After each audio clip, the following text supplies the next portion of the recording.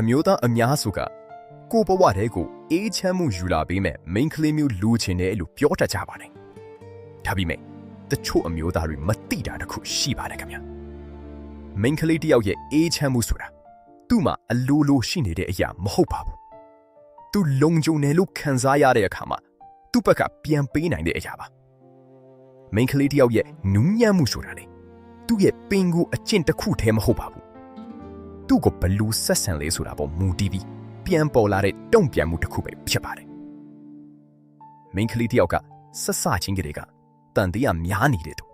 တဲမာနေတဲ့သူအမြဲမေးခွန်းနေမင်းနေတဲ့သူမဟုတ်ပါဘူး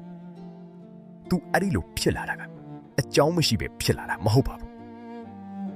သူပြောတဲ့စကားတွေကိုတေချာနားမထောင်ပြီးတဲ့အခါသူခံစားချက်တွေကိုပေါ့တန်တန်ထားခံရတဲ့အခါသူနာကျင်မှုတွေကိုအရေးမကြီးတယ်လို့ဆက်ဆံခံရတဲ့အခါမှာသူအဖီဖီပြောင်းလဲလာတာပါခင်ဗျတကယ်တော့မိန်းကလေးတယောက်တောင်းဆိုနေတာအများကြီးမဟုတ်ပါဘူးနားထောင်ပြီးဖို့နားလေပြီးဖို့သူပြောတဲ့အရာကိုတေးပြီးလေးလို့မမြင်ဖို့နဲ့သူခံစားချက်ကိုအလွန်အကျူးဖြစ်နေတယ်လို့မပြောဖို့ပါပဲဒါပေမဲ့အဲ့ဒီအခြေခံလူအချက်လေးတွေတော့မရတဲ့အခါ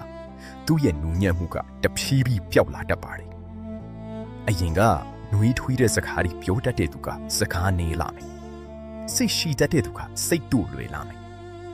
တိတ်တိတ်လေးနားလေပြီးတတ်တဲ့သူကအချိန်မှာအတန်မြင့်လာတတ်ပါတယ်ဒါကသူပြဿနာရှာခြင်းလို့မဟုတ်ပါဘူး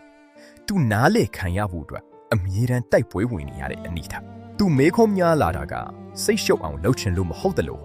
သူတင်းမာလာတာကလည်းတဘာဝအတိုင်းကြမ်းတမ်းတဲ့သူဖြစ်လို့မဟုတ်ပါဘူးသူနူးညံ့နေဖို့လုံခြုံတဲ့နေရာမရှိခဲ့လို့ပါတကယ်ချစ်တဲ့အမျိုးသားတယောက်ကမိန်းကလေးတယောက်စီကအေးချမ်းမှုကိုအတင်းမတောင်းဆိုပဲသူအေးချမ်းနိုင်တဲ့ပတ်ဝန်းကျင်ကိုပဲဖန်တီးပေးတတ်ပါတယ်အဲ့ဒီအခါမိန်းကလေးတယောက်ကအတင်းအကျပ်နူးညံ့နေစရာမလိုတော့ပဲသူ့ရဲ့အေးချမ်းမှုတွေကတဘာဝကြကြအလိုလိုပြန်ပေါ်လာတတ်ပါတယ်အချီရေးမှာအေးချမ်းမှုဆိုတာတယောက်တည်းပေးရတဲ့တာဝန်မဟုတ်ပဲလေးစားမှုနားလည်ပေးမှုတွေနဲ့နှစ်ယောက်စလုံးတိဆောက်ရတဲ့အရာပါဒါကြောင့်မိန်းကလေးတယောက်ပြောင်းလဲသွားတယ်ဆိုရင်သူ့ကိုယ်ကြီးပြစ်တင်ဖို့မလောပါနဲ့သူနူးညံ့နေခဲ့တဲ့အချိန်မှာကိုကလုံခြုံအောင်ထားပြီးခဲ့ရလားဆိုတာပြန်စဉ်းစားကြည့်ဖို့လိုပါတယ်ခင်ဗျာအေးချမ်းမှုဆိုတာတောင်းယူလို့ရတဲ့အရာမဟုတ်ပဲဖန်တီးပေးရတဲ့အရာပါတင်ဟုတ်ဒီစကားကိုသဘောတူလားခင်ဗျာမိန်းကလေးတယောက်ပြောင်းလဲသွားတာကသူ့ကိုယ်တိုင်ကြောက်လားဒါမှမဟုတ်သူ့ကိုဆက်ဆံခဲ့တဲ့ပုံစံကြောင့်လားဆိုတာcommentမှာတိအမြင်လေးကြီးပေးခဲ့ပါဦးခင်ဗျာ